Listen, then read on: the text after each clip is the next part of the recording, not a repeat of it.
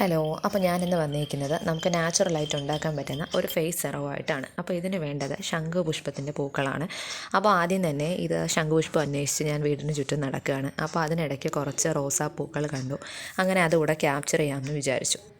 എനിക്ക് ആക്ച്വലി ഭയങ്കര ഇഷ്ടമുള്ള ഒരു പൂവാണ് ഈ ശംഖുപുഷ്പം. അതിൻ്റെ കളർ കാണാൻ തന്നെ ഒരു പ്രത്യേക ഭംഗിയാണ്. അപ്പോൾ ശംഖുപുഷ്പത്തിൻ്റെ പൂക്കളോടൊപ്പം നമുക്ക് ഞവരയില അഥവാ പനിക്കൂർക്ക കൂടെ വേണം. അപ്പോൾ അതൊരു 4-5 പറിച്ചിട്ടുണ്ട്. ജസ്റ്റ് ഒന്ന് കട്ട് ചെയ്തതിന് ശേഷം നന്നായിട്ട് വാഷ് ചെയ്തെടുക്കാം. അതിനുശേഷം ഒരു 2 ഗ്ലാസ് വെള്ളത്തിലിട്ട് ഇത് നന്നായിട്ട് തിളപ്പിക്കുകയാണ് വേണ്ടത്. ആ ടൈമിൽ ഇതിന് നല്ലൊരു ബ്ലൂ കളർ കിട്ടും കേട്ടോ. ഭയങ്കര ഭംഗിയാണ്.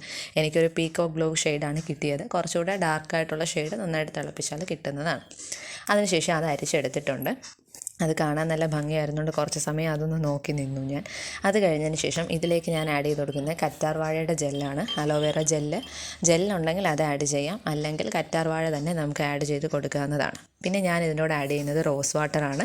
ഡ്രൈ സ്കിന്നാണെങ്കിൽ ഗ്ലിസറിനും അതനുസരിച്ച് അഡ്ജസ്റ്റ് ചെയ്യാവുന്നതാണ്.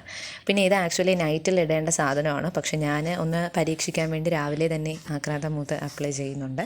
അപ്പോൾ ഇത് നൈറ്റ് നമുക്ക് അപ്ലൈ ചെയ്തതിന് ശേഷം രാവിലെ ക്ലീൻ ചെയ്യാവുന്നതാണ്. അപ്പോൾ നല്ല റിസൾട്ട് കിട്ടുന്ന ഐറ്റമാണ്. എന്തായാലും ട്രൈ ചെയ്ത് നോക്കുക.